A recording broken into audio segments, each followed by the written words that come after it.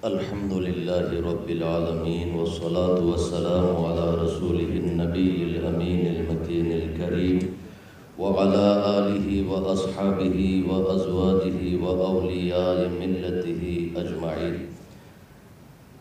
বাংলাদেশ সুফি কনফারেন্সের আয়োজনে আয়োজিত যোগ সন্ধিক্ষণে বাংলাদেশ বিপ্লবোত্তর সমাজ ও রাষ্ট্র পুনর্গঠনে সুফি সমাজের অংশগ্রহণ ও করণীয় শীর্ষক জাতীয় কনফারেন্সের সম্মানিত সভাপতি মহোদয়, হযরতে পীর মাশায়েখ কেরাম, উলামায়ে কেরাম,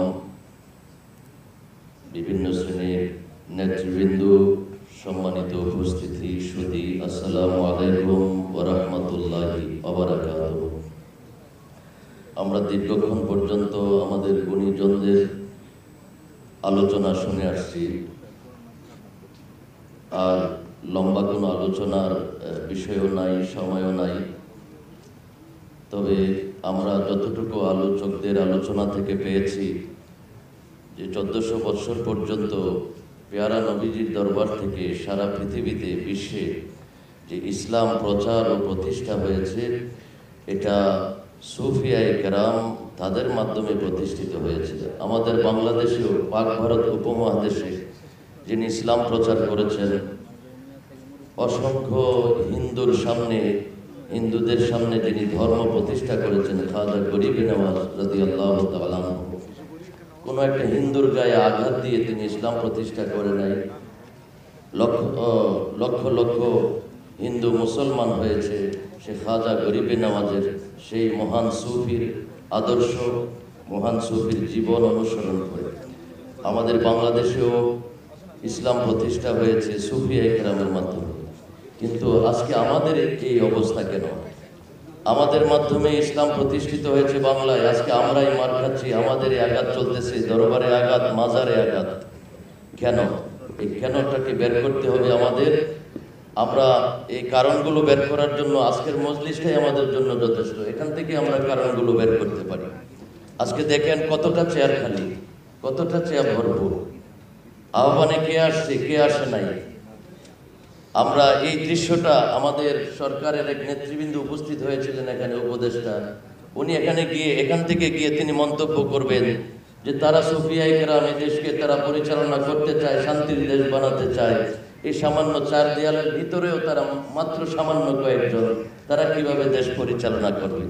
যে আমাদের এই দৃশ্যগুলো আমাদেরকে শিক্ষা দেয়।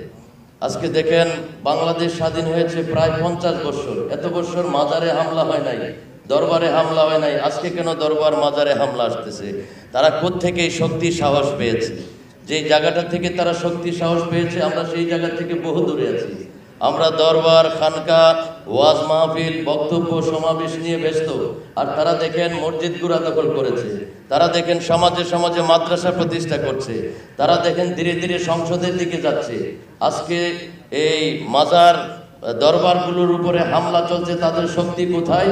যে তারা সেই শক্তির সামনে রেখে তারা হামলাগুলো করেছে। নেতৃবৃন্দ যারা আছে তারা সব তাদের দলের, যারা মাজার ভাঙচুর করেছে, দরবার ভাঙচুর করেছে, তাদের দলের নেতৃবৃন্দরা উপরস্থ জায়গার মধ্যে বসে আছেন, কিন্তু আমাদের কোনো লোক সেখানে নাই।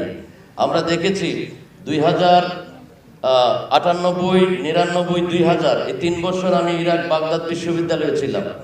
সেখানে আমাদের সুফিয়ায়ে কেরামের কার্যক্রম, অবস্থান সেখানে দেখেছি। মিশর 2000 থেকে 2005 সাল পর্যন্ত আমরা ছিলাম। মিশরে দেখেছি সুফিয়ায়ে কেরামের এই তৎপরতা, সুফিয়ায়ে কেরামের কর্মসূচি, সুফিয়ায়ে কেরামের ঐক্য। আমরা দেখেছি আজহার বিশ্ববিদ্যালয়ের যিনি শেখুল আজহার হন, ওনাকে একজন পূর্ণ মন্ত্রীর পাওয়ার দেওয়া হয়, সংসদে ওনার অবস্থান থাকে। যে কোনো ধর্ম বিরোধী, সুন্নিয়ত বিরোধী, তাসাউফ সুফি বিরোধী কোনো কর্মসূচি নিলে সেখানে তিনি ওনার নেতৃবৃন্দ নিয়ে প্রতিবাদ করে সেটাকে প্রতিহত করেন। কিন্তু আমাদেরকে সেই অবস্থান আছে? সরকার কি আমাদেরকে সেই দৃষ্টিতে দেখে আমরা কি সেই জায়গায় যেতে পেরেছি? যেতে পারি নাই। এই জন্য আমরা নেতা শূন্য মানুষ। নেতা ছাড়া কখনো সামনের দিকে অগ্রসর হওয়া যায় না। আজকে দেখেন আমাদের কোনো নেতা নাই। পীর মশায়েখ, উলামায়ে কেরাম, মিশরে একটা পীর মশায়েকদের আলাদা একটা সংগঠন আছে। মজলিসুল আলা একটা সুফিদের একটা সংগঠন আছে, সেখানে একজন নেতা হিসেবে কাজ করে, সেখানে মিলাদুন নবীর জুলুস হয়, সকল পীর মাশায়েখ ভক্ত মুরিদান নিয়ে একটা জুলুসই হয়। কিন্তু আমাদের বাংলাদেশে একটা জুলুস করা সম্ভব হয় না। আমরা এক এক পীর এক একভাবে যার যার ভক্ত মুরিদান নিয়ে আমরা এই মিলাদুন নবী করি, ওরস মাহফিল করি। কিন্তু এই ঐক্যের যেই ঐক্যতা আমাদের আছে সেটাকে সামনে বাস্তবায়ন করতে হবে। আমাদের যদি ঐক্য না থাকতো আমরা এখানে আসতাম না, কিন্তু ময়দানে আমাদের ঐক্যটা আমরা দেখাতে পারি না। সুতরাং এই যারা আজকের এই আয়োজক জাতীয় কনফারেন্সের আয়োজন করেছেন, বাংলাদেশ সুফি কনফারেন্স, তাদেরকে আন্তরিক মোবারকবাদ জানাই যে আমাদেরকে এই সংগঠনের নেতৃবৃন্দ তারা যদি সামনের দিকে প্রত্যেকটা সুফির সাথে যোগাযোগ রেখে, দরবারের সাথে যোগাযোগ করে যদি আলাদা একটা সুফি কেরামের ওলামা মাশায়েখ একটা ফোরাম যদি তারা করতে পারে এবং এটার মাধ্যমে সামনের দিকে বিভিন্ন কর্মসূচি দিয়ে আমাদেরকে রাজপথে আমাদেরকে করতে হবে। এই যে চার দেয়ালের ভিতরে আমরা আর কত থাকবো? আজকেও দেখেন আমরা চার দেয়ালের ভিতরে বসেছি, তারা কিন্তু কোনো প্রোগ্রাম চার দেয়ালের ভিতরে করে না, তারা রাস্তায় ঘাটে ময়দানে করে। আমরা এই সুফিবাদীরা এই দেশে সংখ্যায় বেশি, সুন্নিরা সংখ্যায় বেশি, কেন আমরা চার দেয়ালের ভিতরে করব? আমরা মাঠে ময়দানে করব, যেটা দেখে বাতিলপন্থীরা ভয় পাবে। তারা আমাদের আজকের আয়োজন দেখে তারা আরো খুশি হয় যে তারা সামান্য কয়েকটা মানুষ, তারা কি করবে? অথচ আমাদের দেশে ওলিয়া উলিয়া বিশ্বাসী মানুষের সংখ্যা বেশি, সুন্নিয়ত বিশ্বাসী মানুষের সংখ্যা বেশি, তরিকতপন্থী সুফিয়া কেরামের আদর্শের অনুসারী বেশি, কিন্তু আমরা সেই জানানটা আমরা এই দেশের মানুষকে দিতে পারি না। তো এই দিকে খেয়াল রাখবেন বলে আমি আজকের এই জাতীয় কনফারেন্সের সকলের প্রতি সবিনয় অনুরোধ করব যে আমাদের এই বহির্বিশ্বে মিশর, ইরাক, তারপরে 2016 সালে একটা দেশে গিয়েছিলাম 3 দিনের কনফারেন্সে, এই ইন্দোনেশিয়া, সেখানে 100 জন মুসলমান, সেখানে সুফিয়া কেরামের কর্মসূচি, সুফিয়া কেরামের অনুসারী মানুষ বেশি, কিন্তু একজন পীরের ডাকে সকল পীর মশায়েখ তারা এক মঞ্চের মধ্যে সমবেত হয়েছেন, এবং সেটাই চার দেয়াল বিশিষ্ট বিল্ডিং এর মধ্যে হয় নাই, হল রুমে হয় নাই, সেটা বিশাল এক ময়দানের মধ্যে করেছেন।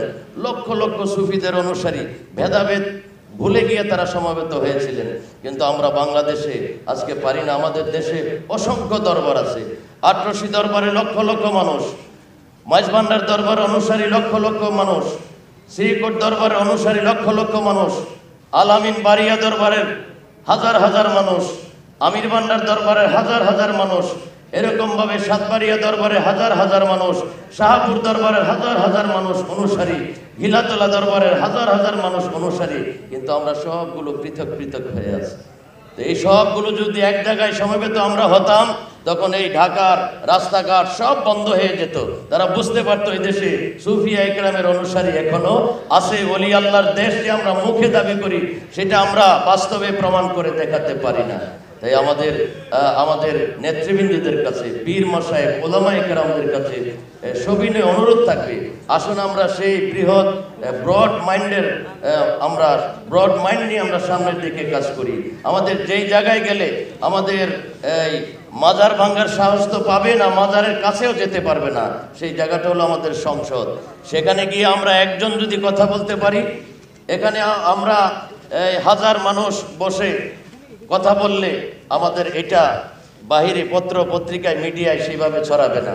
যদি আমরা এই আপনার ঢাকার সরওয়ার্দী মাঠে বা পল্টন ময়দানে কোনো একটা জায়গার মধ্যে আমরা এই অনুষ্ঠানটা করতে পারতাম, সেটা সহজে ছড়িয়ে ছিটিয়ে যেত।